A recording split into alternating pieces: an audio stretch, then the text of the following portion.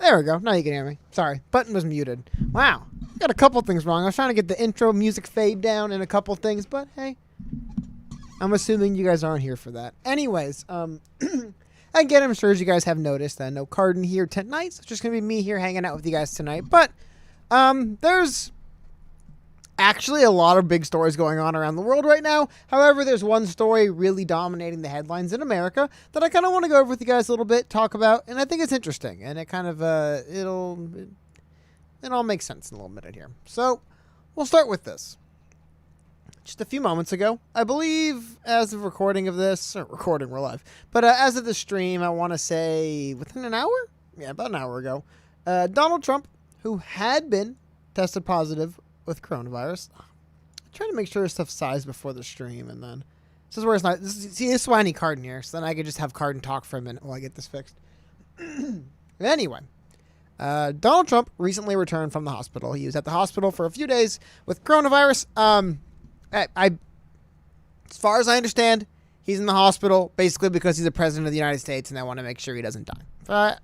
More than that, he says he's fine. His doctors say he's fine. Sources say he's basically dying. I'm not going to get into it. I have no idea. Honestly, truth will tell, huh? But something interesting is going on. Obviously, this has been a very politicized thing for a while, for some reason, coronavirus. But Donald Trump made a tweet about this I want to talk about, but we'll go through this really quickly. So Trump has returned to the White House and took his mask off while infected with COVID-19. This image obviously means a lot of things to some people, absolutely nothing to others. It's kind of one of the fun. I mean, that's everything in general, right? But American politics are at that point right now where it's like, if you showed me this image 5 weeks ago, I'd be like, I don't get it. What is it? Why is this a big deal? Like, what is it about this one? But now it's like, okay, he just got back. I don't know. Obviously, it's always important, but it's funny just how it changes so quickly nowadays. Anyway, say that the president returned to the White House on Monday, just hours after doctors admitted they are in, quote, uncharted territory because of the treatments he's received. He's taken some, I guess, experimental treatments. Which again is the president, so he's gonna get the craziest treatment you've ever heard of. He literally takes helicopters like 15 to 20 minutes down the road. Even rich people don't do that sometimes because they're like, it's just dumb. But just for security reasons, presidents do that. I'm not saying only Trump, Obama, Biden. They're gonna be, or Obama did. Biden will be if he wins. It's just part of the job. But just some more images and pictures. Now, this has been very controversial. I think this is the video I was looking for. No, this is the one. This is, again, I just wanted to highlight kind of this. So this is basically, I don't know why I'm showing you guys this. Everyone knows it's basically the lay of the land, right?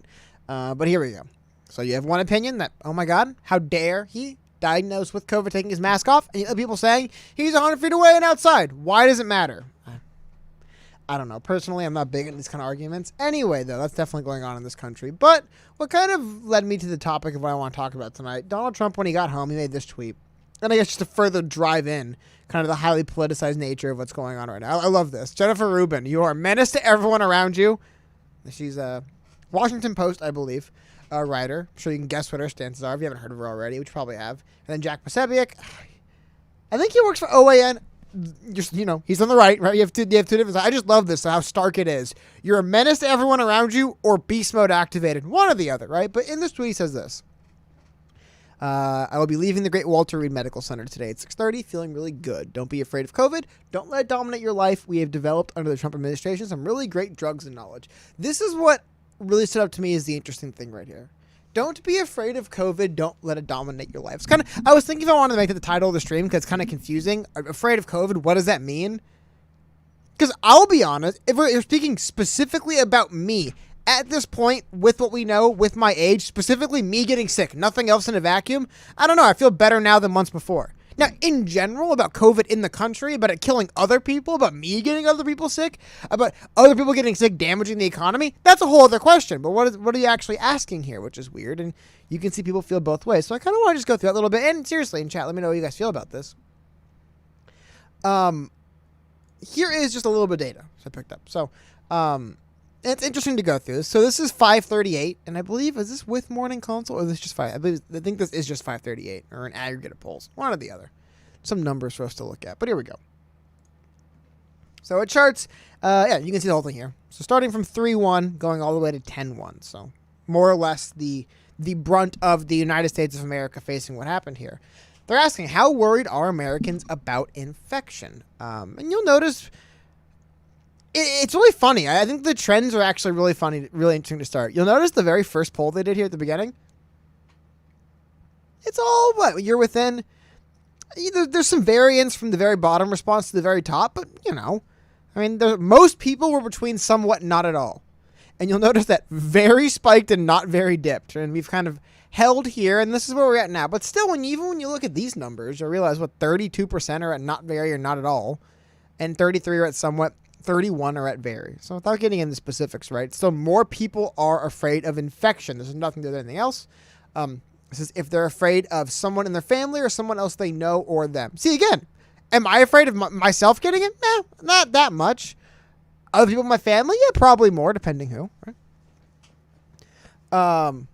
But anyway, we'll go through this a little bit more. Because this data doesn't prove anything. I just think it's interesting to get an idea to go through some of this stuff. So here we go. How worried Americans about infection? And again, it's split. The last number, I think it's the last one here, is ridiculous, but we'll keep going. So how worried about the economy? This one I think is hilarious. I like how everyone's worried about the economy. Infection, there's people that are like, nah, I'm not at all worried about anyone getting infected. And it's like everyone's very worried about the economy. But this is where it gets interesting. So the approval and disapproval, it's basically you could see what happened. And honestly, a lot of you guys live in this world same way I do. So yeah, you kind of live this where it was more mixed, and now you kind of have, it's maybe like 60-40, but like there's definitely people who feel one way and definitely people who feel the other, and that hasn't changed much since going back towards July. Well, yeah, sounds right to me. Here's what's interesting though. The approval and the response, and I have to imagine that the approval, and I went through and did some digging, you're not going to be surprised that the how afraid you are of coronavirus also finds itself to be pretty politicized. It's like Republicans are less afraid, Democrats are more, right? But it's really interesting when you look at this is where the numbers start shocking me a bit. And there's I don't know if you guys have watched The Sopranos. We've seen in The Sopranos, the two mafia guys are having a negotiation, right? And one of the guys is like, look, I'm at 35 and you're at 7. Which one of our numbers is ridiculous? I look at these, 82, 35, and 8. I don't know. I wonder what two numbers are ridiculous here. Is it 82 and 8? Is 35 maybe the probably, I don't know. I'm not going to get too far into it. But I just thought that was really shocking, right? That you'll notice independents have been roughly around the middle, a little bit erring towards disapprove. And Republicans, obviously, because of the president. But it's just funny because it's like you can see the Republicans have no choice but to say they approve, and the Democrats have no choice but to say they disapprove for political reasons. So independents are kind of the only people, and they move slightly down, right? They started off approving more and slightly started approving less and less and less. Now, here is where it really starts getting tricky, though, in general. We're not going to spend the whole time talking about this. I just thought it was interesting looking at this in particular. Because I want to look at some other... I want to take kind of a trip down memory lane, so to speak. Look at some interesting things. But this jumped out to me a little bit. It really did. I'm not that surprised, but when you see it on paper, it's like, yeah. It's funny. So what is this? What percentage of Americans literally can't think? Because it's like, shit, dude, I got to side with the party. So it doesn't say, but... yeah, if you're a Republican or a Democrat, you really don't have a lot of room for leeway here. I'm not saying all of them are sheeple. I'm not trying to say that, right? But it's like, if you want to support your party, you're going to have to just feel a certain way then. And if people are partisan, it's in. It goes to both these numbers, man. You'll notice both these had a little bit of variance right around here, and then this variance got done real quick. Now it's more or less people know how they feel. And yeah, that's basically what I saw happen, right? There was a little while there, people are like, I don't know, it seems okay, we're doing okay. And I'll tell you why also. I think right around here you see this, where you see independents jump up, you see Democrats peak. I'll show you why in a minute. I think that's why we're here. And also why I think these have been trending these directions since we've gotten further and further away. It is funny though, right? See, as someone I would consider myself an independent voter, I get to be smug in this regard. Because it's like, yeah, dude. I can literally look at any politician, Republican, Democrat, red, blue, and they do something, and I get to just think to myself, do I like that? I do like that. Cool. I don't have to say, well, dang, I wish I didn't like that because I can't like you because you're on the wrong party. And I'm not trying to, denigrate people for doing that. No offense. If you want to, gotta support the team, right? Gotta support the team. It just is what it is. Sometimes it sucks. Sometimes bad people do good things, and you just can't give them credit for it. I don't know what to say. Which, it's perspective, right? I don't share it, but it's a perspective. But anyway, let's get back to the idea. So are you afraid of the coronavirus? Again, the reason why I worded it that way, that's how the president framed it today to the Americans. The president said, do not be afraid of coronavirus. Again, the way he worded it was really vague. But let's say we take this. We'll pick a definition, right? Pick this definition. So you, someone in your family, or someone else you know becoming infected, right? Oh, I'm going to get to that video in a second. Don't you worry, man. So just think about that yourself. Think about where you feel about that. So someone brought this video up in chat. Is this the one that's it? Ha. Someone posted this video, right? You can watch it. You can make up your own decisions. He literally has coronavirus. So he probably is having trouble breathing. And in this video, see if I can make it bigger for you guys. He appears to be having some slight trouble breathing, which is like, yeah, maybe. I don't know. Like, not even maybe. Like, yeah, probably. I mean, he literally has coronavirus. You can watch for yourself. You can judge for yourself. But yeah, I'd be kind of a little bit surprised if he wasn't. But, I mean, this has struck a chord with people. Obviously, the president being sick is going to strike a chord with people. I have a little bit of a theory about why it struck such a chord with some people more than others. I think, like, some people had to kind of come face to face and, like, confront where they actually do stand on their approval of the president being alive right now, right? It's kind of like you ever hear that old adage where if you're having a hard time making a decision, flip a coin. And, like, you'll know when the coin's in the air what side you want it to land on. I think that was kind of what happened when Trump got sick, right? There's people that probably saw Trump getting sick and were like, oh, dang, I don't want him to, like, you know, like, get sick and, like, die of coronavirus. Like, I don't want that to happen, right? And you know what you feel. You can tweet and say whatever you want. You know what you feel, right? And then there's probably people who heard that and were like, oh, yeah, baby, this is great, you know? And you don't always like what you think and feel. Anyway, though, let's not get too lost in this stuff. But I just want to remind people of something. And this is actually a really interesting article, I guess you'd say, or video, photo piece put together by Business Insider. And again, we'll go back and take one last look at this. When you look at how worried Americans are, how they thought the approval, here we go. The approval of Trump's response to the coronavirus crisis. No debating. I think anyone who was alive and just remembers being alive at this point in this around now remembers right around this portion. And again, you're looking around March, late March, early April. I literally remember more people approved than disapproved. I remember that. The polls are coming out. I live in this world. I remember watching TV and the news. That's what was going on. Correct? And we can speculate. Some people were saying it was because Trump was on TV, and then the media couldn't have him getting his, the media conspired and took his things down. Well, I guess, whatever, maybe. But let's go back further. So before coronavirus was really in the United States, because I'll answer that question. How afraid was I personally of getting sick myself? I'll tell you what, let's take a trip down memory lane. There was a period of time I remember staying up, barely able to sleep one night thinking about this. So let's go back to the beginning, right? So again, Business Insider put this together, and we're just going to go through kind of like that first month or two at what happened in Wuhan. And I think, again, it's when you juxtapose this with what ended up happening in America, I think it's why initially we felt one way, and as time has moved on and we've seen that this is not our reality, things have moved. So the first case of coronavirus reported in Wuhan in December. It's thought to originated at the wet market. Wuhan? I don't know. Some images. And again, this is the Business Insider version. I remember, and I'm sure some of you guys remember around this time of year as well. Dude, around this time of year, not this time of year. What I say is January 2020. Sorry. Card texted me. I want to make sure I get back to him. Anyway. So around this time, like 2020, January, dude, it was like, what is going on in Wuhan? So by late December, actually we're 19 in this timeline, dozens of cases began emerging. The scientists knew only that the sickness involved viral pneumonia. So there's some images and just some images to kind of go with it.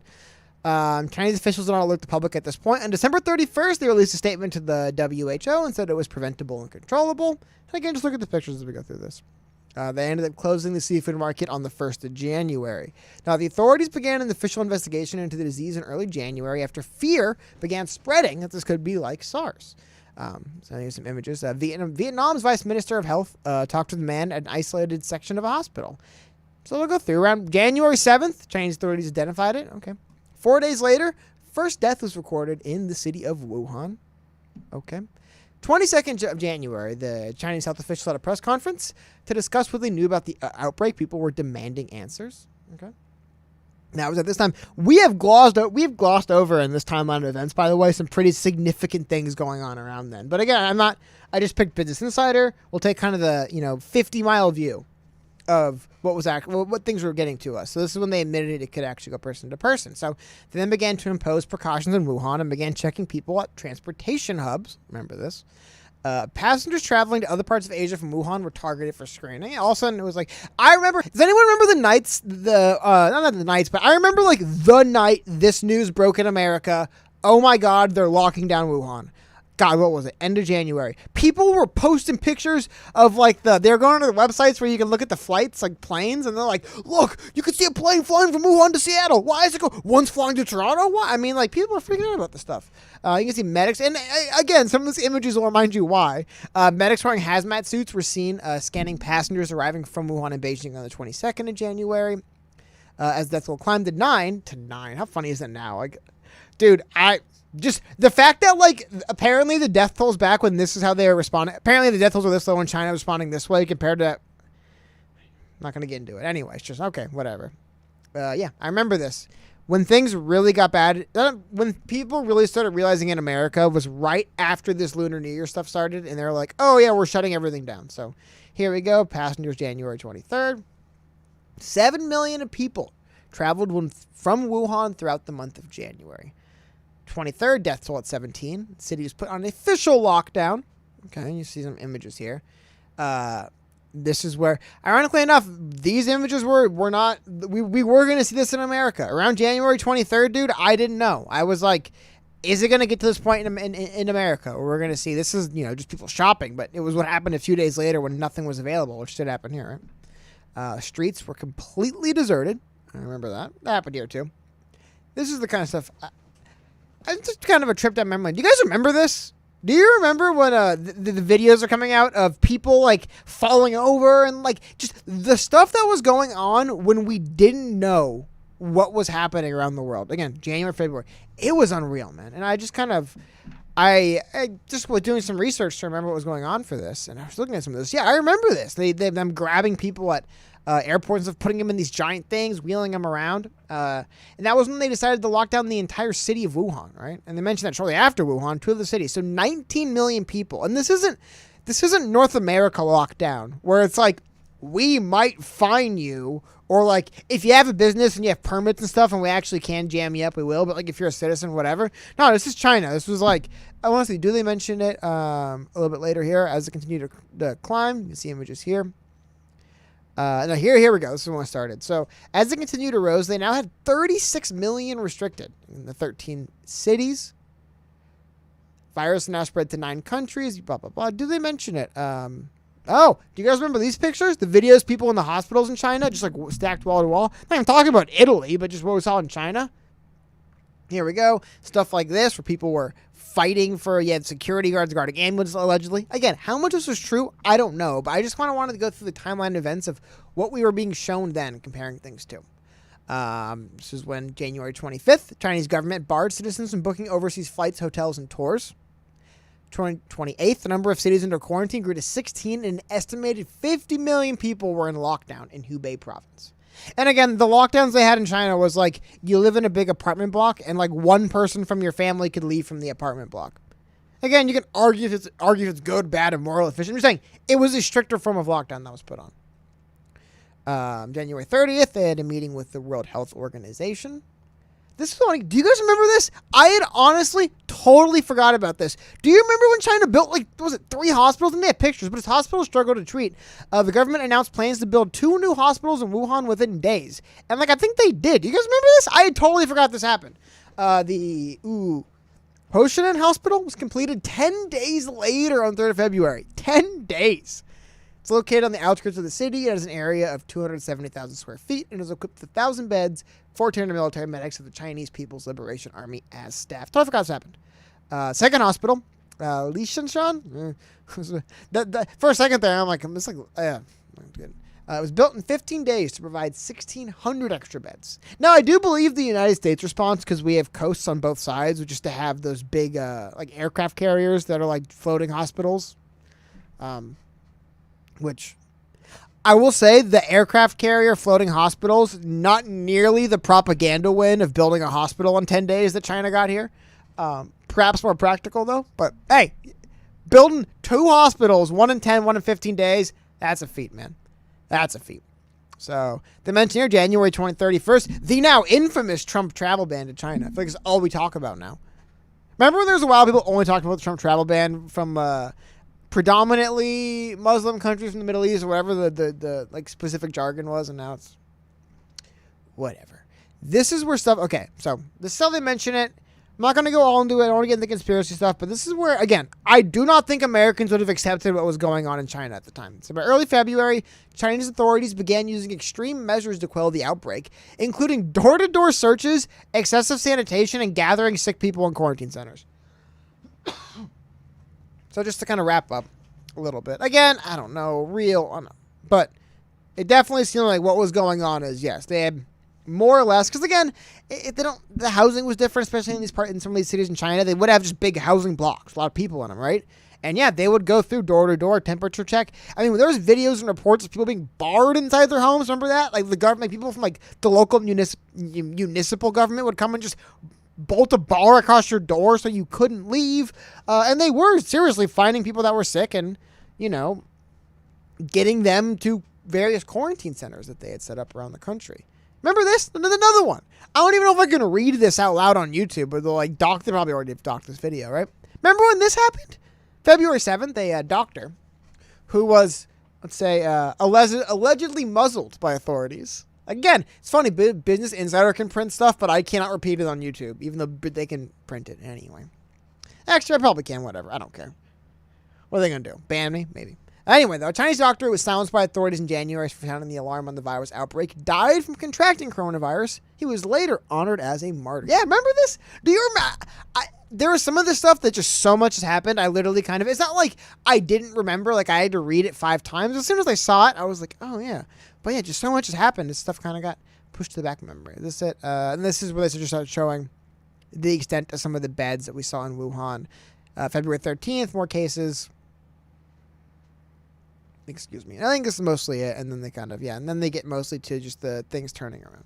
My only point was, I really do wonder how much of how people's opinion of what's gone on with the coronavirus has moved from right around, where was it? Right around the point when they were locking people into their homes. Like around this point, I remember I was online, I was on Twitter, going through all this stuff, digging around, freaking myself out, and then I went and watched the movie Contagion, I believe it's called, right? The movie about this, the movie about a novel coronavirus that comes from bats transmitting to humans out of China, that movie. Really good movie, by the way. Really good movie. Terrified me. I was like, oh my God, this is crazy. Like, I am terrified of this. Like, this is like world-ending stuff. Like, dude, I remember in that movie, they were like showing like, it was like the end of the world almost. And then they corrected it at the end. But still, I was like absolutely terrified. And then as things moved on, as we got to what the reality of it was, I'm not trying to downplay it and say it wasn't bad. It's just we obviously never experienced to the extent of what people experienced in China experienced. It feels like as we've gotten further away from that, people have just kind of been settling more and more into kind of a partisan stance. It's been there from the beginning. But more and more, it's... I don't know. Like, part of it is, like... And here's the thing. Like, there's always numbers showing one thing or the other. That's why I'm only weighting this against my experience, right? And I'm going to talk about my experience, really. But my experience is, it definitely seems to be... This trend of very peaking in July and decreasing now, that's what I'm seeing, man. Like, I literally just... in the world I go around, walking around, interacting with people... More and more, I'm getting a decrease in concern from people. And, like, it seems like now the news doesn't matter anymore about it. Because, like, they'll put articles out, and records exceeded, numbers going up, numbers going down, lockdown, I mean, I think New York just increased lockdowns. I think the governor of Florida just came out and said that they shouldn't have locked down schools in the spring when they did. I mean, like, you can just pick and choose what you want. It's all out there. every single stance. It's getting worse. It's getting better. We shouldn't be doing blah, blah, blah, blah. Remember? How about ventilators? That was a good ventilators. That was a good one. Don't remember the last time I heard ventilator. I don't remember anyone really talking about ventilators anymore. That was like, oh my God, man. You were going to die because you couldn't get a ventilator. That was February for me. I don't know about you guys. I thought it was interesting. The president tweeted that, and a lot of people reacted very strongly to it. Just for me, yeah. For me, I remember I was at, I'm going to die in a hallway of a hospital without a ventilator. Oh my God. And I moved now to like, okay, it seems to be what it is. But it's really interesting. I don't know. I thought it was really fascinating to see that there was such a, because Trump did bring up ventilators at the debate, but yeah, did like anyone care? Was anyone like, oh yeah, Trump got us the ventilators? Like no one brings up ventilators. Like, is the media even like, dude, the media was like, we need more ventilators for like weeks. And then all that talk just kind of ended. Just kind of like, I guess we have enough. I don't know. They work, they don't work, we need them, we don't need them, we have better, worse. I don't know, whatever, who cares? I don't know. I think it's funny. You can tell what was like what was like just the panic stuff and what was the kind of long lasting stuff. But it's very fascinating to see the. Actually, it's not fascinating at all. But just the fact that it's just like 100% political now.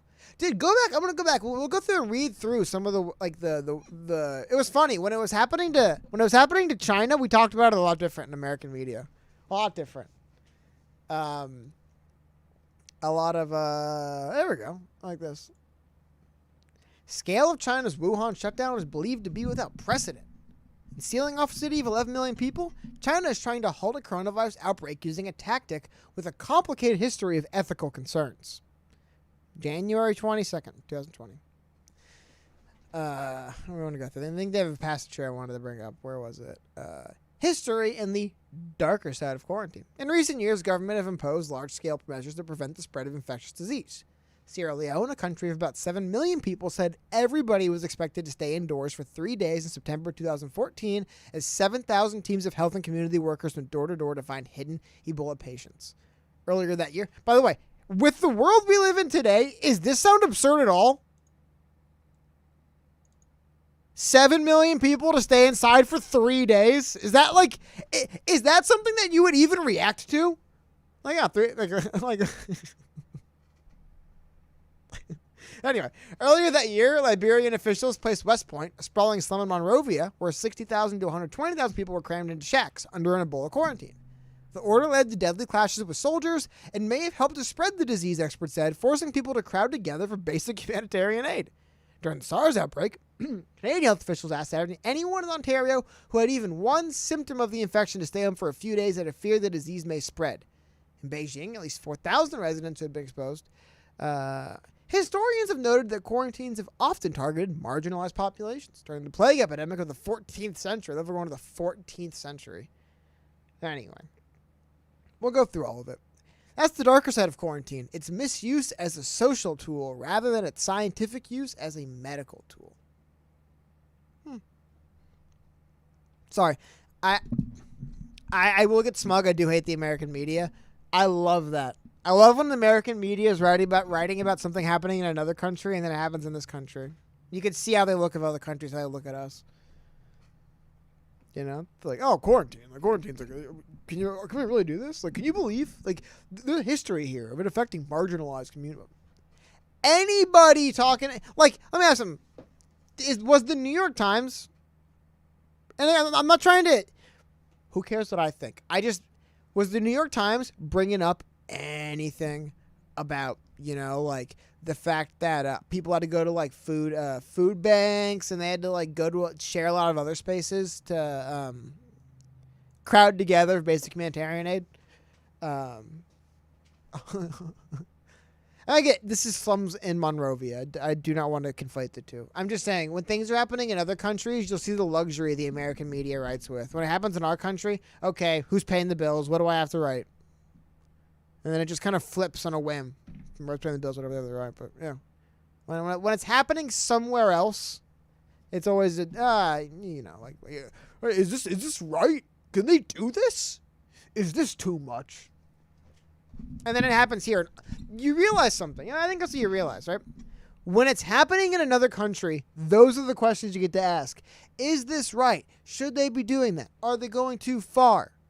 When it's happening in your own country, you have to ask the questions of, well, who's supporting what?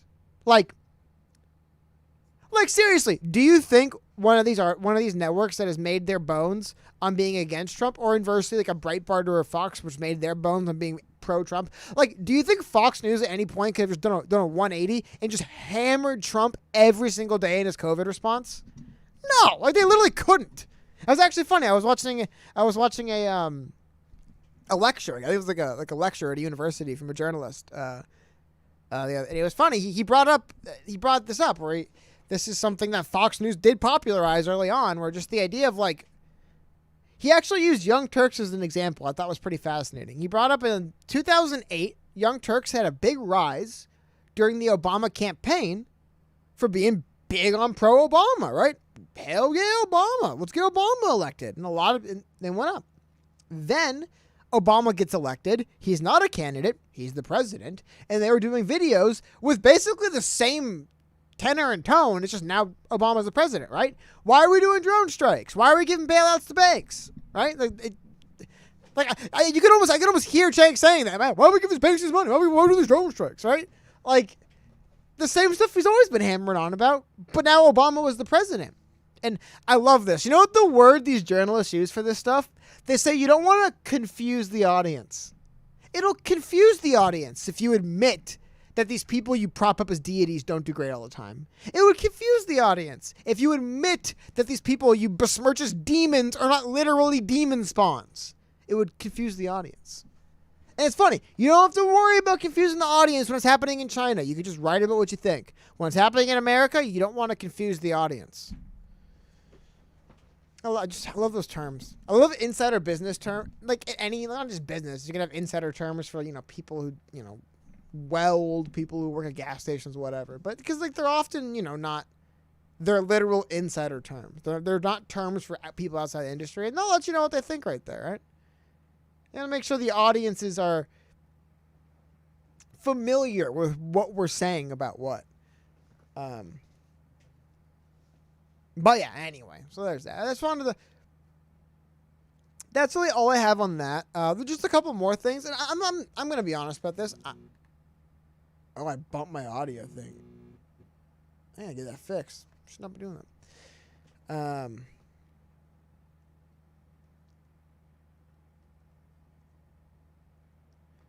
Sorry, I got really distracted by that. Why is it should not be making noise that I bumped it? It really shouldn't.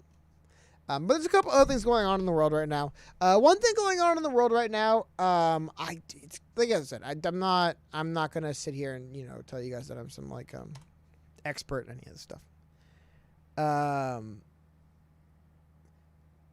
But there's currently violent protests in New York Times breaking out, and I honestly don't know how to pronounce this country. I feel a little bit bad. I've heard it obviously pronounced before. Is it Kyrgyzstan? Anyway, violent protests over the results of an election marred by vote buying. Protesters clashed with the police in the capital, Bishkek, on Monday during a demonstration against the results of a parliamentary election, with dozens of people reported injured.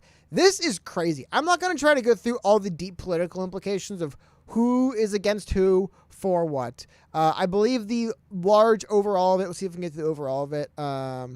Here we go. Early results in the election gave the majority of votes to two parties with ties to the country's ruling elite amid allegations of vote buying. So I believe that is the gist of it. This stuff got so crazy and so, I don't know if out of hand's the word for it. I was tweeting about this. If you guys follow me on Twitter, probably saw, but this blew my mind. Okay, check some stuff out. And I don't like doing this, but I don't know. It's not hard. It's hard to find these images elsewhere. This is a picture right here. Can I please? Oh my God, dude. I hate Twitter so much. Anyway, you can see here. Protesters that are protesting for the election results here, they actually got inside of the parliament and their version of the White House and their version of their parliament are kind of in one big compound. I guess. I've never been there. That's what I've read. But dude, the protesters actually got inside the building. So it looks like outside. Let's see if I can I'm just going to go through my thread here. It's not like anything. But okay, hold on. Check this out. This is video of the inside of their parliament. These are all protesters. None of these are not the parliament officials running around down here, right? Like, look at this. Sorry, let's see if I can make this easier for you guys to see. I don't know why Twitter thinks that people want it to look like something that it isn't. You know. But check this out. This, I believe, is like one of their big parliamentary rooms, right? And these are just protesters, just random people, citizens. This guy's a shield. He's not a guard.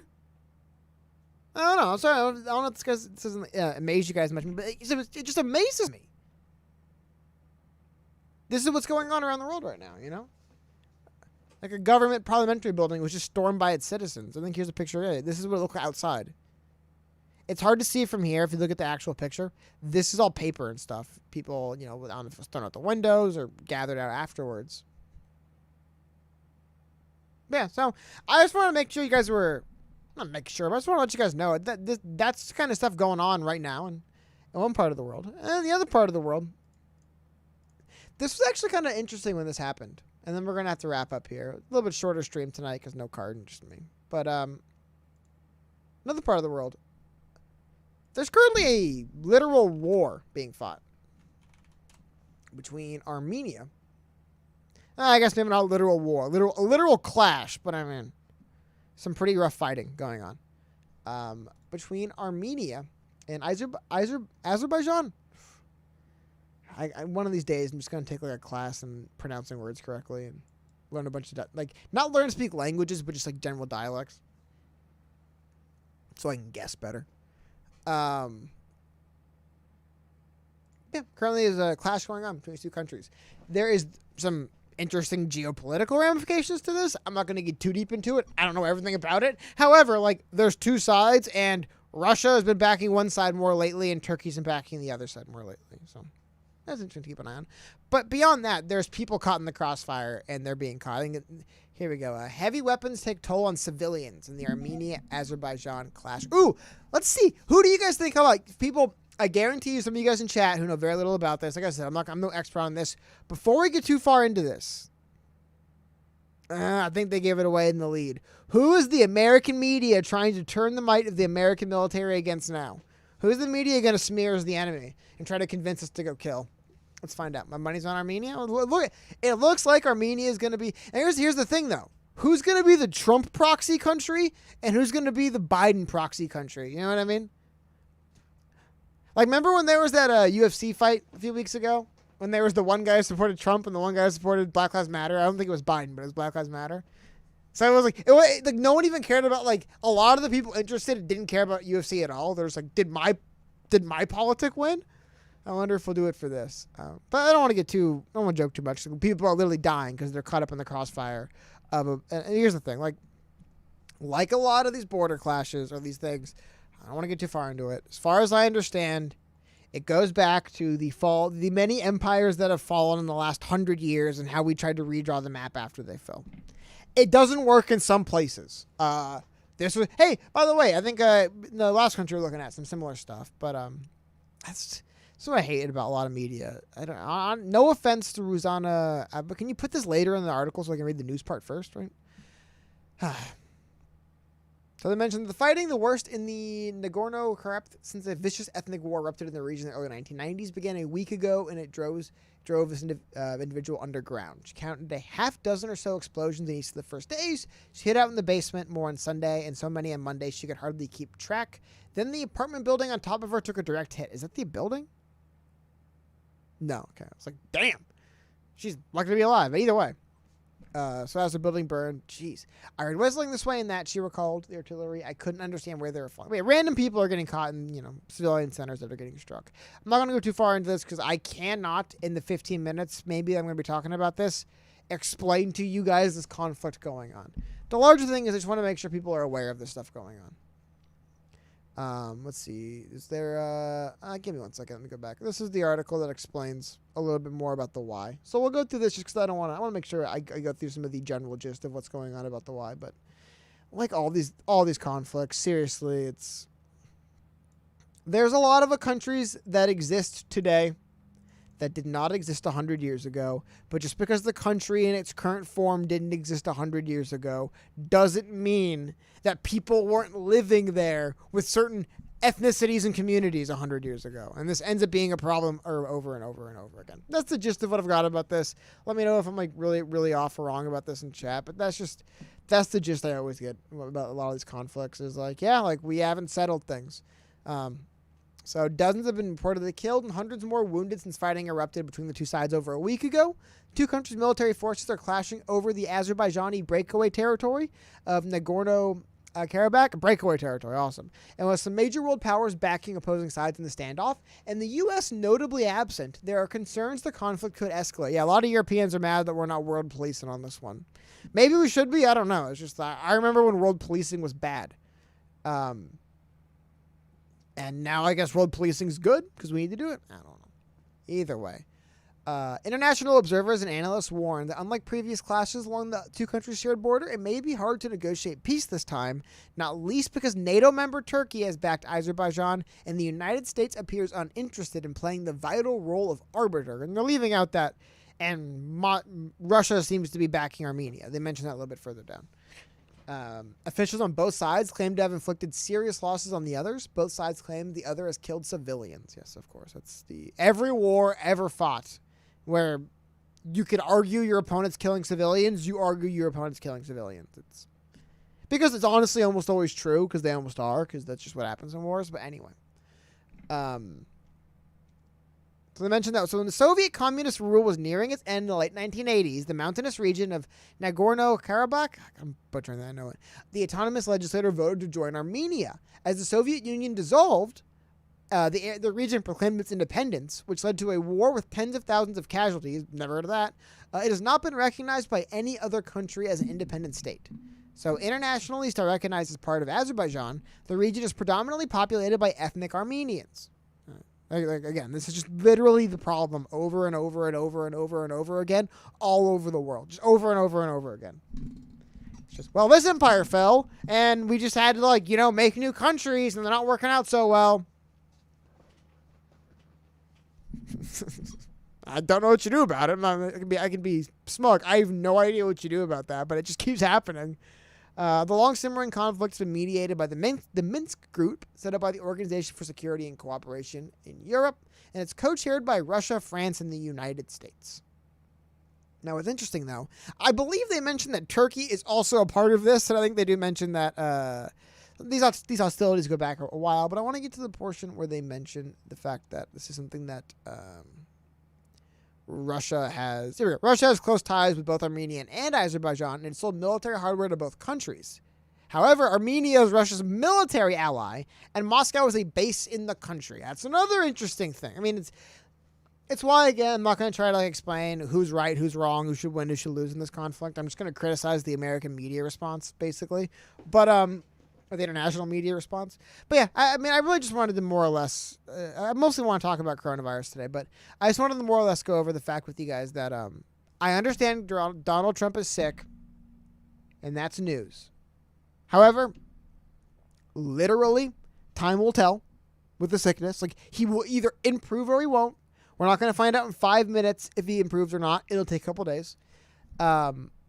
But aside from that, there is a lot of other stuff going on in the world that I don't know. I think it is interesting just to be, abreast of. Speaking of coronavirus, I believe Paris is imposing serious lockdowns again. I think England's under fire. I mean, there's always stuff going on. It's just, I don't know. Bothers me how much we hear about Trump. Like, I get Trump's the president and I get he's sick, but literally what, I know the media wants the 24-hour news cycle, stuff like that, but dude, he might legitimately be sick for 14 days. They can't. This isn't like the Trump tax story, which you could just squeeze every last inch of it in 4 days and just throw it away. Who cares? I'm done with this story now. You know what I mean? This is one we're gonna have to just wait and see what happens. So instead of, I don't know, people lighting their hair on fire and breaking. Dude, his condition is not wildly fluctuating on a minute-by-minute basis. I don't think that's how illnesses work, man. He'll either deteriorate over the days.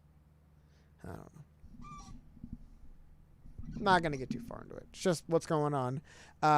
I just thought it interesting to take a look at some of the other things going on in the world, you know? We got a potential revolution going on. We have a war brewing. I didn't even mention what's going on between China and India. I haven't looked in the last couple of days. I have to imagine the border dispute in China and India didn't just go away. I think that's still there as well. So, I don't know. Anyways, guys, any last things you want to talk about for a minute in chat? And then I'm going to wrap up. Well, a little bit longer than I thought. Normally, I don't go as long without card. But I want to talk for so long.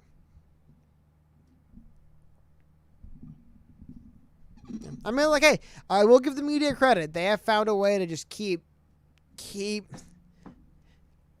getting stories up about Trump, everything. Like, everything. And it's like, some of it's gotten so hysterical, like, literally, like, the bombshells are lasting, like, hours. And then it's just like, seriously, in 250, in 2 weeks, if I made a $750 meme, do you think there are people who didn't get it? Do you think there are people who would be like, what do you mean $750 what? That was like the story of the decade, like 2 or 3 weeks ago. And then it's this, and then it's that. I don't know, man. It feels like in a lot of ways, it feels like the media is punting their credibility for some pretty stupid reasons. It's all very short-sighted. Everything's very short-sighted. Like, lying about something where, like, eventually time will expose you is kind of silly. Media does it all the time, where it's like, time passes and you're like, wait a minute, what the hell? There was bullshit about that. That didn't happen. Like, seriously, the walls have closed and we've got Trump's tax returns. And it's like, now he's sick. The debate. The Proud Boys. Like, they just feel like they throw these media terms like it's going to work. Anyone even remember Proud Boys anymore? I was kind of critical because Joe Biden was the only person who brought up Proud Boys in that debate stage originally. No one else was bringing them up. Now they're, like, getting a bunch of money. Like, a bunch of money. I think they made, like, mind you, this is for an organization with, like, probably, they claim to have thousands of members. I have to assume active was probably closer to the hundreds for this group. They made, like, 20 grand in a day off this stuff. It's off Joe Biden. Even that's just kind of like old news. Or how about Ruth Bader Ginsburg dying? Even that feels like old news now. It's like the cycle. It's like the media. I don't know if the media did it or if something else did it. But the fact that the media cycles have shrunk to where, like, things that you should be able to build up as a big story for a couple weeks are getting, like, hours. And then they're gone on to the next one. It's ruining that industry, man. Like, how seriously, like, New York Times, think of how much time, money, and effort New York Times put into getting those tax returns and all that stuff. And it's like the story's just over. It wasn't even brought up. Like, by the time the debate happened a few days later, it was kind of like over. Like, no one was bringing it up anymore. It's just gone. It's just lost money. And it just keeps happening. Like, it just keeps happening. Where I almost wonder, maybe that's one of the reasons why a lot of these news networks don't like sticking their neck out there for any, like, actual big, like, I think one of the reasons why these people use just, like, anonymous sources told me something, let's run that as a story, is because it's like, dude, if you take too much time putting a good story together, it's just a waste of time. Even if it's the best story ever and it's true, people will move on in a day or two. So it's just kind of like, let's just throw some garbage out there. Just throw some up. Who cares? Oh, just Trump got, like, magic powers? What is this? Anonymous sources, Trump has magic powers. Yes, I don't know. It's like, some of this stuff is ridiculous. Like, you would think they would want to have extended this life cycle of stories somehow, right? You know what's a great way to extend the life cycle of stories, by the way, is nuance, right? Like, if you don't have to worry about confusing the audience, you can have a start point and you can have an end point with the story in mind, and you can kind of have some up and downs there, right? Like, if you don't have to worry about your audience tuning out because you supported Trump for a week on something, even if supporting him for a week was just to set up you turning on him a week later, like you just can't do it anymore because you'll lose too much audience. You like, literally like you can't even like screw with the nuance. You can't even play with the nuance to drag it out. Like it just has to be what it is, and it sucks for them.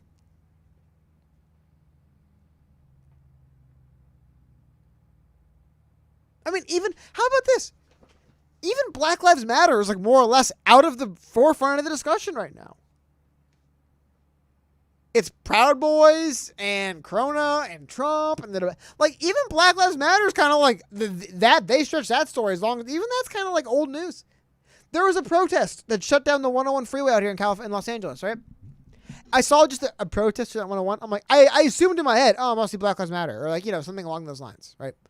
No, it was actually people protesting on behalf of the Armenian community for what's going on in the war right now. I don't know if they were protesting for increased American response. I really have no idea. But still, it's so old hat for Black Lives Matter protesters to shut down a road. I didn't even read the full tweet. I'm just like, yeah, that's probably what's going on. Who cares? It wasn't even. It was something else entirely. But like, it just keeps. Like, pretty soon, are we going to get to the point, like, by the time we get to November, like, people don't care about the election anymore? They're like, the election, dude, who cares? I think I voted for Tom Brady. I don't even know who I voted for. Anyway, we're all mad about this now. Can you believe what's going on in Azerbaijan? Can you believe the Armenians? What's going on in this country right now? I can't even care about the election. Like, it's like they just pick something and flip it one way or the other. Anyway, last 2 minutes here, guys. All right, wow, man, I did the full hour. Cool. But yeah, so we'll see. Hey, pretty soon I'm gonna be coming on a stream and be like, do you guys remember when Donald Trump got coronavirus? That was crazy, right? And people are gonna be like, oh yeah, that happened. Yeah, he did get coronavirus. I forgot that happened. Because how dare? Can you believe what India's doing right now outside? Oh man, guys.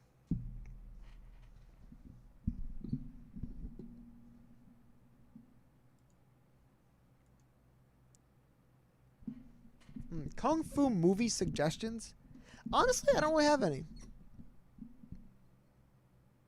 Like, something that's not a Kung Fu movie, but it's very martial arts based. That's kind of cool, I like. Equilibrium with Christian Bale. Definitely not Kung Fu, but martial arts based. Like, unironically, my favorite Kung Fu movie is probably Kung Pao Enter the Fist, which is just a parody movie. It's a joke movie, but I like it.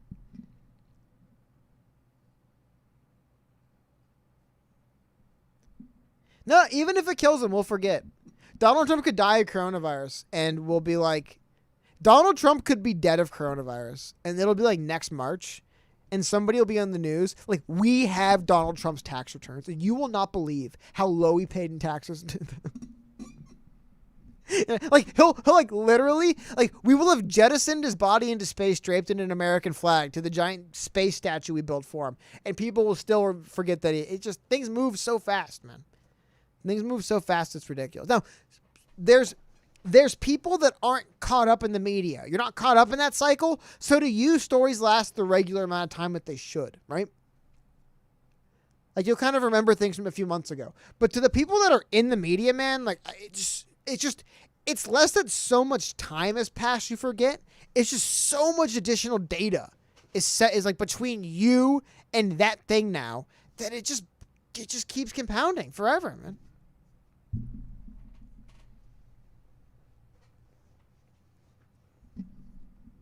That is some great point Cameron Hillen brought up. So I'm from Portland, and it's interesting seeing college kids hang on to this stuff while the news abandons them. Yeah, even like here's the thing. It's like some people are like saying it's bad or it's good that it's getting normalized. The reality is like it's just not a big deal anymore, man. You do it long enough, and it's just not a big deal. It's like, yeah, you guys throw bombs, you guys throw Molotovs at the courthouse or whatever. It's just what you guys do. Whatever. Who cares? It just isn't news anymore. It's not a big deal anymore, right? Isn't that crazy how fast that happens? I might be wrong, but I'm just speaking about my own, like, people I know that aren't very politically involved that much, or even a little bit, but they're just kind of like boomer partisans, right? I recognize when they're asking me, like, can you believe what's going on with this Chaz and the Chop? Literally none of those people care anymore about Portland. They're just like, yeah, whatever. I don't like these. You know what I think the thing is, too? It gets shocking to people, but then after a while, people just kind of know how they feel about it and move on, right? Like, there's people that are just like, oh, yeah, those punks, I hate them. And there's people that are like, those protesters, they're fighting the good fight. And you just move on. Like, who cares anymore? I'm not going to, like, I'm not going to get heartburn over how much of a good fight they're fighting or how punk they really are. It's like people just kind of decided how they feel and moved on. 6 arrests downtown, 3 paragraphs in the local news stories. Yeah. I mean, like, literally, you could almost write, it was another Sunday, right? Pivot Guy 401, $10. Thank you very much, man. Hey, Cody, would you and Cardin be interested in doing a year review where you basically go through each popular thing of the month and give your opinion? It's actually a great idea. I am. I'll talk with Cardin about that. I'm thinking maybe I'm like, yeah, I see what you mean. I'm thinking almost like, yeah, it's like a 12-part series month by month. I believe General Soleimani was killed in January of this year. Just some of the things that have happened, right? And just kind of pull up news articles and remind people of what was at. Donald Trump was impeached January of this year. How crazy is that? Anyway, like, I'm trying to, like, obviously the process didn't start, but like, I think it was January of this year that, like, they actually signed the impeachment.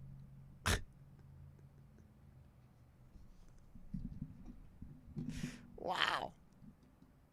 Yeah, it was. The Nancy Pelosi's fancy gold pens and all that was January of 2020. So, I mean, it's not time. It's just the amount of events and data between you and these events.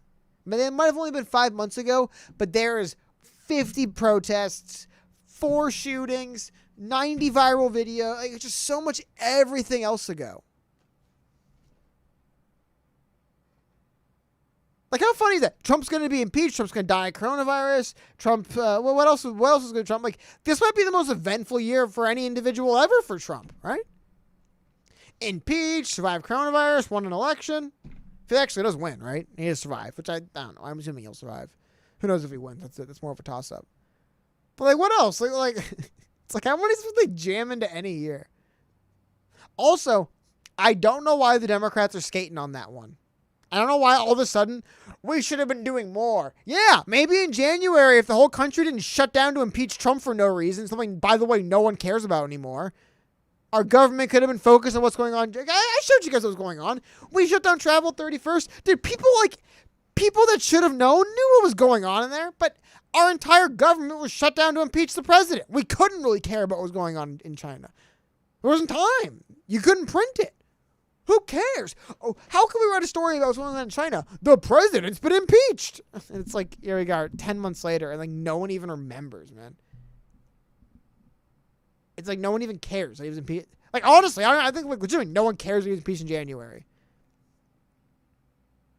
Oof, dude. Honestly, I reframe. It's not even the Democrats. It's Nancy Pelosi.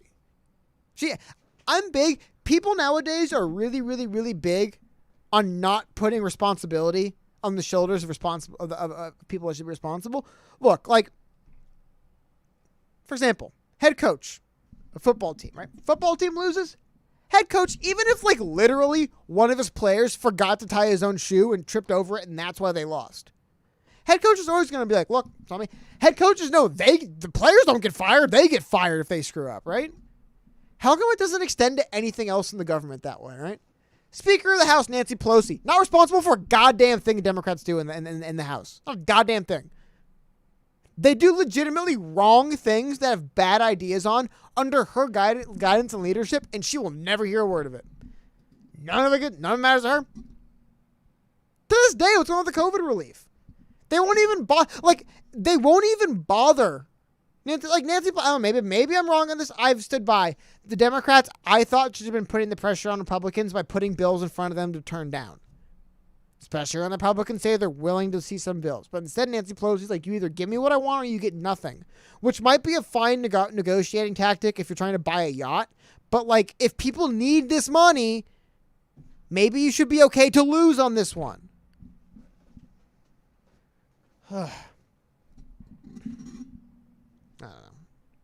I do this every single time where I just keep saying, okay, we're wrapping up. I'm literally calling it in about 2 minutes here because I don't want to go into too much of a rant about this. It's just God, man. Oh, sorry, Jonathan. Just wrapping up. How you doing, though, man? But yeah, just this. For some reason in America, it doesn't exist anymore, right? Like, I'm not even saying we should go back in hindsight, but it's like, strategically, if you're the Speaker of the House and you put as much political capital and weight that Nancy Pelosi put behind that impeachment, and it just fails, like nothing. They didn't call. You're telling me Nancy Pelosi didn't call in one damn favor to get this impeachment done? Not one. She didn't call in one marker for this, and it was all for nothing. And nobody's saying, heads aren't rolling. No idea why. Especially now that we look back, and it looks even worse now. Because now we're like, well, Jesus. Maybe it's a great point. Trump should have been doing more, but you know who should have been holding Trump's feet to the fire to do more in January? Maybe Congress should have been focused on something other than the impeachment no one remembers. Because then they could say, we're on record being like, what the hell is this the whole damn time? They could be like, look, we were like doing stuff. We were like, look at you, Trump, you got to do more. Instead, they have to look and say, yeah, we were, I was individually signing the impeachment papers with 50 goddamn gold pens I had custom made as souvenirs. That's why we weren't putting pressure on Trump about his COVID response then. Because I had another project I was working on that blew up in my face. And people are just like, that's fine, Nancy, don't worry about it. Happens to all of us, right? Like, miss me with that, man. That is so crap. Just so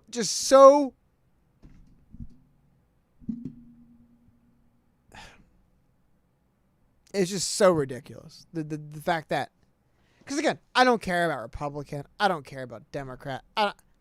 The Speaker of the House made a move against their opposition, and it sucked, and it didn't work, and it cost them. People definitely saw that and said, wait a minute, were you just lying that whole time? And it's like, I'm not even talking about the people. I'm like talking about like Democrats should have been giving Nancy hell for that. She wasted 2 years of the majority. They had the majority in the House 2 years. You don't always get that. There's no guarantee it doesn't just flip back to Trump again, which, by the way, it was before. 2018, 2020. She had these 2 years. What was it? Impeachment. And it didn't work.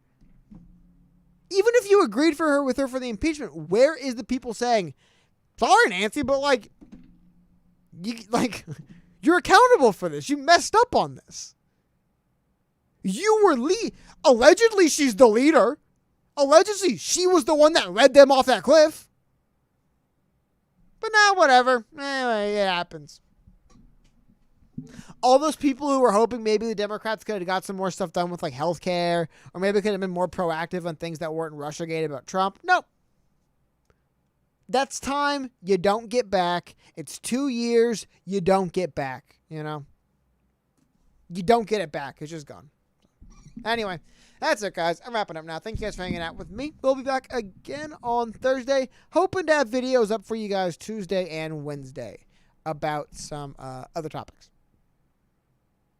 So, yeah, keep an eye out, but definitely we'll be back on Thursdays. Thank you guys very much, and have a great day.